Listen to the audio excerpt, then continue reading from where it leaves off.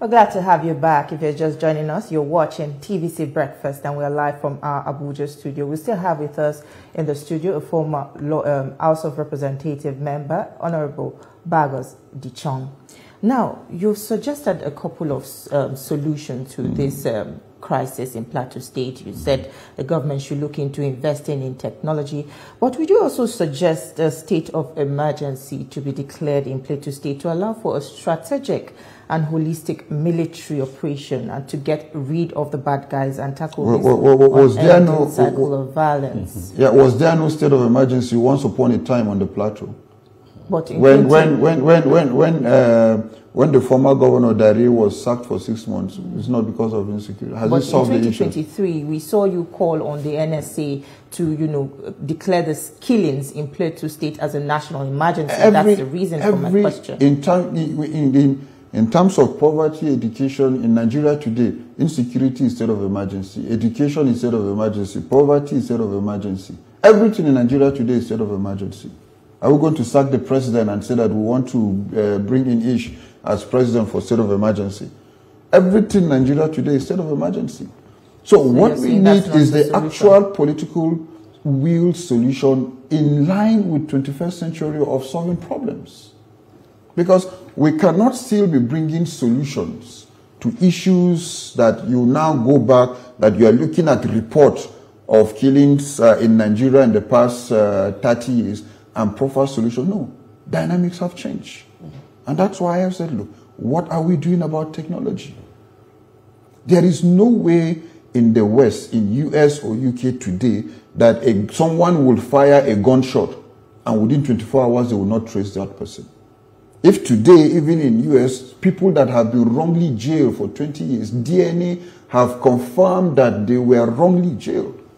But today, so why can't we embrace technology to solve our problems? Why can't we engage technology to police our communities?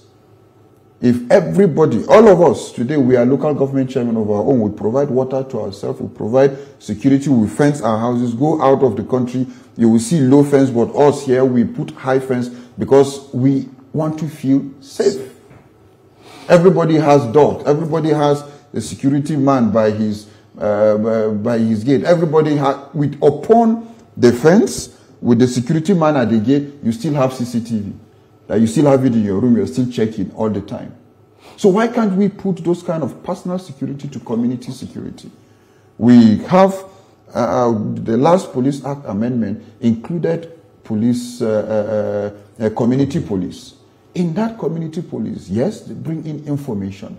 There are a lot of information. They canvass for information. They see something and they say something. But when they see something and say something, when they bring in the information, when they see bikes moving into different, when they see people in numbers moving into communities and they give out those information, what action have security agents? Because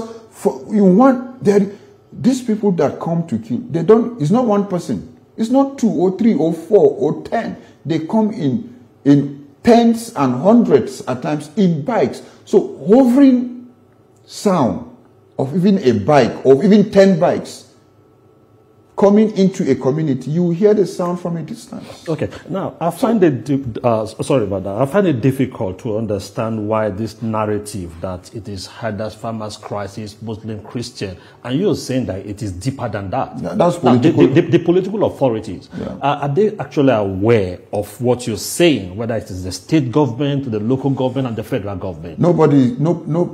There is nothing that anybody or nobody is not aware. If you have a wife at home and she's pregnant, the first 2 months, even if you don't know the first month, the first 2 months, you will know that she's pregnant, waiting for the 9th month. So if the first month or the first instance, the narrative was herders, the second instance, now the 9, how many years? 20 years. Farmers and herders, where? How? So what do you make of the visits of former presidents have visited there? Defense chief visited, national security advisor, and all that. We have the Operation Safe Haven. So how would you assess their operations and performance over the years? They are doing their best. As far as I'm concerned, they are doing their best. But the political will to take it to the next level is what everybody is scared of. Either scared of the next election, scared of my position, scared of ethnic pressure, scared of religious pressure or whatsoever. The political interest to solve issues in this country is our major problem when it comes to political. When you look at the political interest, the ethnic interest and the religious interest, so it is our turn. So nobody, please don't make it look so political.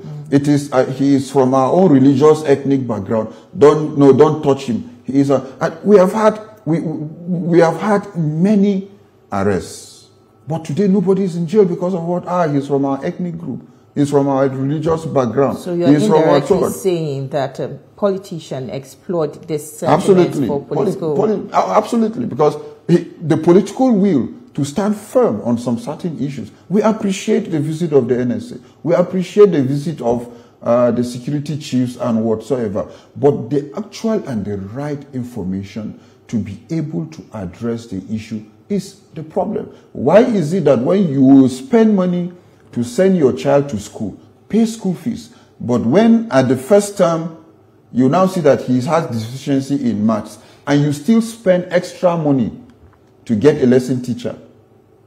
So why can't they go that extra mile to solve the real problem?